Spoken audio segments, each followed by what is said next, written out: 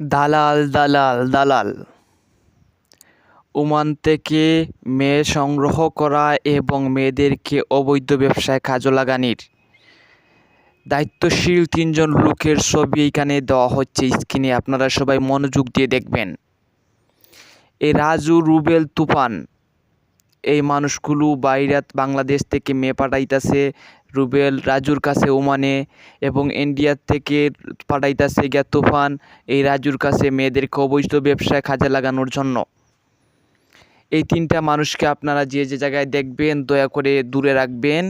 এই 3টা আদম ব্যবসায়ী, এই আদম ব্যবসায়ীদেরকে দূরে রাখবেন এবং যে যে জায়গায় পান লাথি মারবেন। এই আদম ব্যবসায়ীদের জায়গা আমি চাই এই বাংলাদেশে, কেন এই পৃথিবীতে না হওয়ার জন্য।